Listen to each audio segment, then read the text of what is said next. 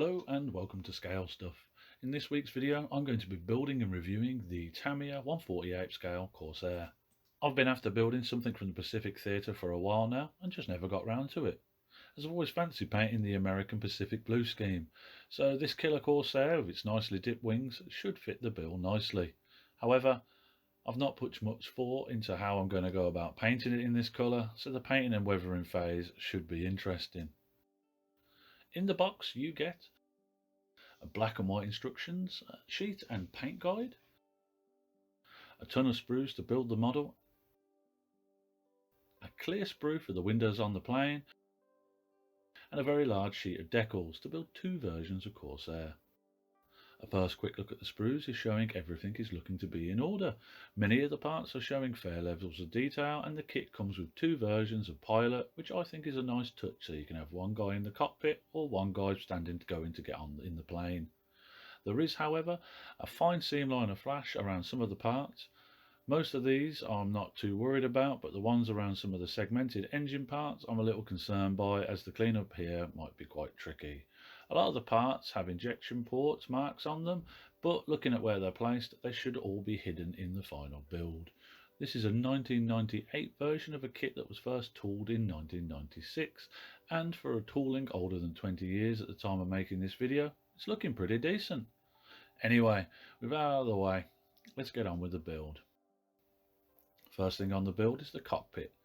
This seems quite a bit simplified compared with the Tamiya Spitfire that I built not long ago, but I'm not complaining, as it's going together quickly and easily. And I often think cockpits in model planes can be a bit overdone, considering how much of them ends up on show in the end product. Here I'm building up the whole thing, which is probably going to bite me later on when I come to pre-paint this.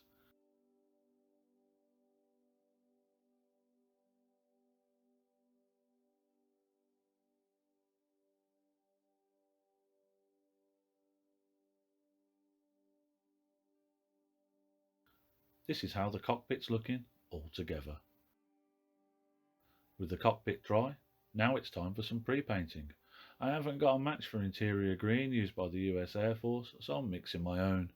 For this I'm using Vallejo green mixed with medium yellow in a ratio of 4 parts green to 1 part yellow. This looks about right to my eyes.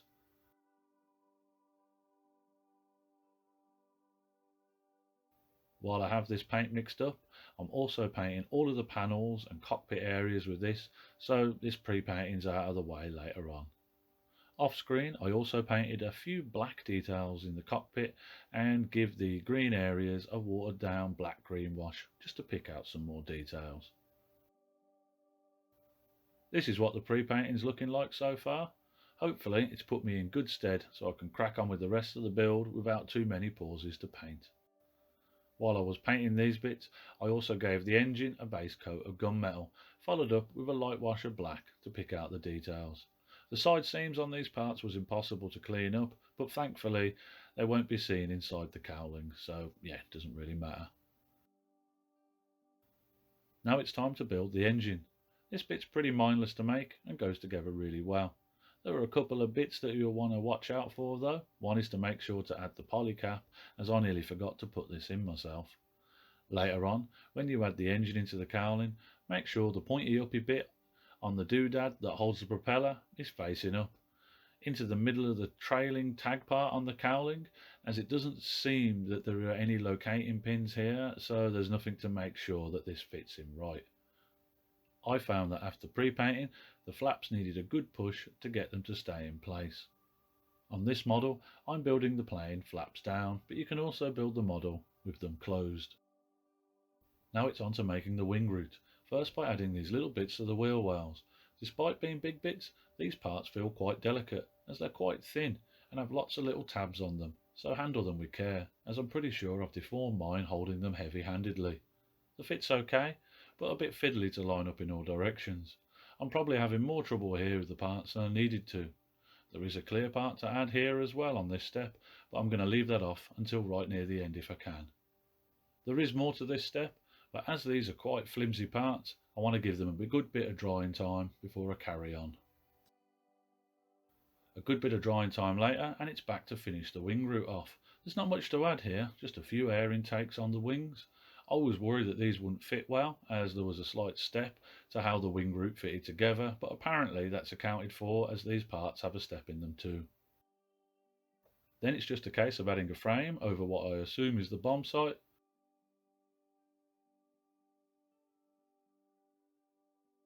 A final bit on this step calls for a hole to be drilled out.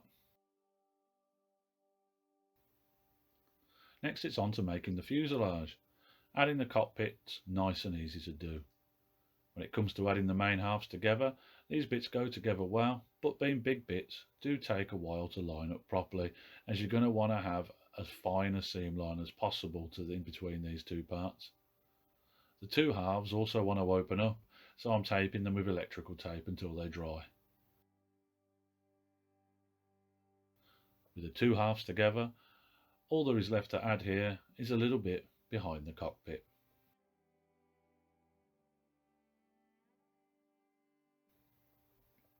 Now it's time to flesh out the fuselage. First, I'm adding the engine.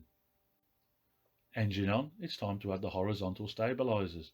These have a lovely design tab, meaning they will only go together in the right way. This works nicely in a dry fit, but when inside the plane, took a bit of jostling to get together.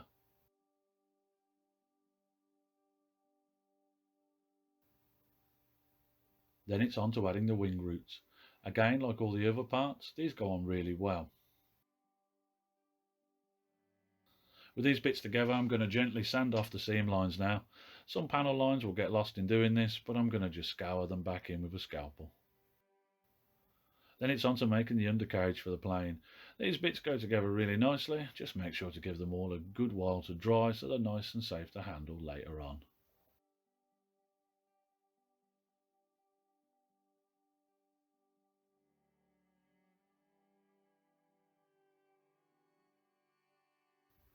Next it's on to making some of the flaps for the plane. These are all pretty simple to construct, but there are lots of them, so make sure not to get them mixed up. As I've took them off the sprues at once, I'm skipping forward a bit and adding them to the plane as I put them together to avoid mixing them up. One part, flap C, needs a hole filling with putty.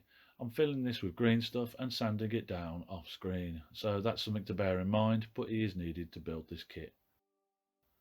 Sadly, there is no option in this kit to build the plane flaps up, though I guess you could cut the flap tabs and position them up if you really wanted to. Now it's onto the underside of the plane, adding all the flaps. This is simple but a little fiddly, as there's not much to glue to. In this step the instructions also want me to add the wheels. I'm dry fitting the wheels into place here, but not gluing them, as that way I can remove them later to make painting easier. I would also suggest not adding the wheel well flaps at this step, as they're going to get knocked off very quickly. Then it's on to making the wing tips. These go together well and are pretty mindless to construct. Just make sure not to add too much glue, as the contact points are quite wide and excess glue will cause issue around the fine points if you're not careful.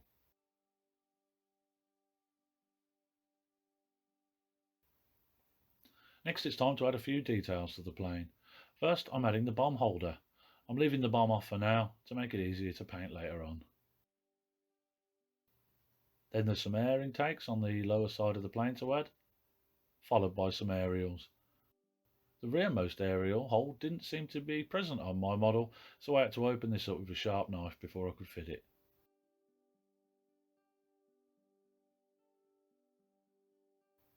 The front aerial on this model needs to be trimmed back down to just a stump, as it's only used to fill the hole in the fuselage here.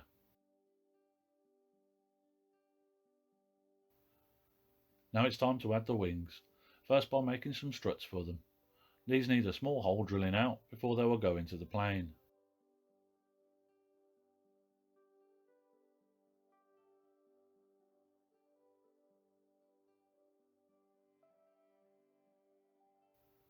Adding the wings to the plane though is a tricky affair and needs a lot of fine adjustments as you go to get it looking right. At this point I'm wishing I'd made the wings folded, as I think it would have been easier to do. Once the wings are on, they will need a light sand and filling to get them level. I'm going to do this off screen as the joint's pretty delicate and I've got to be really careful. Finally, to complete the build, other than the bomb and a few clear parts, I'm adding the figure and gun sight to the plane. The figure drops in nice and easy, but was tricky to paint. The US Air Force uniforms are pretty pale, and yeah, I didn't know how to approach painting him. When it came to adding the gun sight, I added it as the instructions suggested, but it just didn't seem to sit right. After looking at pictures online, I cut off the stem on the gun sight and added it lower in the dash than the instructions would suggest. Anyway, with that done, that's the build stage of this model complete. Next it's on to the painting. For the first hit I'm using Humbrol Midnight Blue for the top camo and Humbrol 34 Matte White for the lower camo. As always, I'm spraying this up, off screen and outside to avoid fumigating myself. This is how it's looking with the base colours down. There is a little bit of touch up that needs doing here, but I'm going to wait a while before doing that so the paint's properly cured and safer to handle. Now it's on to painting the light blue on the plane. For this I'm using Tamiya XF23 Light Blue. It's interesting to see how these planes were painted, as I've not done a camo pattern like this before. Odd on this plane though that it looks like the wings might have been added from another plane or just repainted at some point. I thought this light blue was a bit too light while I was painting it, but as it dried it darkened down a bit and looked more the part. With the light blue on, I moved on to touching up the white paint. For this I used Army Painter Matte White. While I was spraying the blue over the white, I got some overspray, so here I'm just tidying up all the mess. It's easy to do this now the light blue's on, as I didn't want to waste my time painting over areas in white that would end up being painted again in blue. This took a good while to do though, as in a lot of places I was painting light paint over dark, so yeah, the white took a few coats to get it up to level and hide that underside dark blue. This is how the model's looking with the base coat down. To me at this point it looks a bit off, but that just could be because the pattern's new to me. With the main shades down on the plane, now I'm going to remove my electrical tape that I was using as a mask.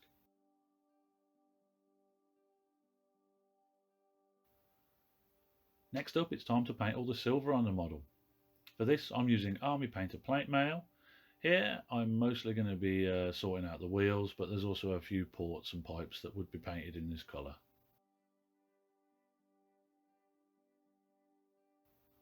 Now it's on to fixing some of the interior green. Again mixing this in a 4 parts green to 1 part yellow ratio. Here I'm just tidying up a few bits that spray paint leaked into around my mask.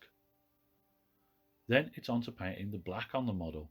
There's not much on this model. The main things I need to paint on this are the rubber wheels. With all the main colours down, it's time to add the oil coat to the model. With this I'm just painting oil directly onto the model, making sure to get the paint into all the nooks and crannies. With the plane looking like an oil slick, I'll rub off most of the paint using a damp tissue. This leaves the oil in all the panel lines and areas that would naturally be dark and blends all the paint together. Whilst doing this, I managed to knock a lot of the finer details off the plane, so I had to re-glue them to the model once the oil paint had dried in a couple of days. With the oil coat dry, now it's on to adding the decals. The decals are pretty standard for Tamiya. They go on well, but benefit from a rollover with a cotton wool bud, just to get them to conform into all the little details. Decals on, now it's time to weather the model a little bit. Here I'm giving the upper surface a dry brush with some skeleton bone. These planes spent a lot of time on aircraft carriers and tropical island runways, so I feel that the paint needs to be messed up at least a little. I'm not sure why, probably something to do with the oils on the plane, but the dry brush seems to go on heavy in a few places. It's no panic though. Once the plane's dry brushed, I go back over these heavy spots with a damp cotton wool bud and take off any excess weathering and streak this around on the plane so it looks more natural. Later here I used a small piece of soft cloth to take off a little more of the weathering to make it look more subtle. This didn't work though and just removed most of the weathering, so yeah, it's back to the drawing board.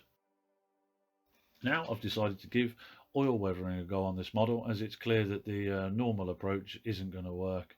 For this I'm using small dots of white oil paint placed all over the model. With these dots on, I'm dabbing and blending the paint out to give the blue a worn and sun-bleached look. In all fairness, this scheme's completely new to me and I'm not sure how to tackle it. This weathering is looking pretty good so far. Off screen I lightly went over the blue with a darker blue, just to muck the finish up even more. With this though, I'm going to have to leave it for a couple of days so it's safe to handle.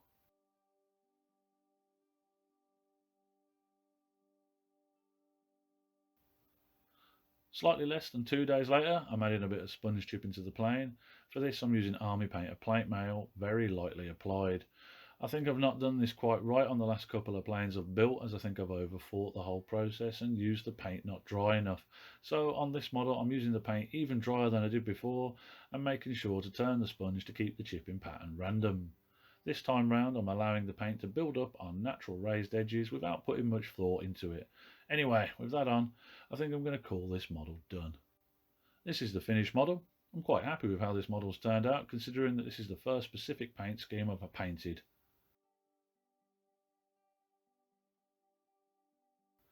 In conclusion, the Tamiya Corsair is a nice model to make.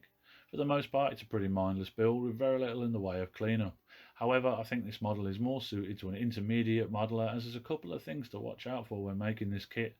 Firstly, the wing root is pretty delicate, and if knocked out of shape would make the rest of the build rather tricky. Also, still on the wings, adding the wings in the down position is quite a fine process that I found rather tricky. Personally, I think the model would be easy to build with the wings up, as you wouldn't have to worry about getting the two wing surfaces perfectly aligned.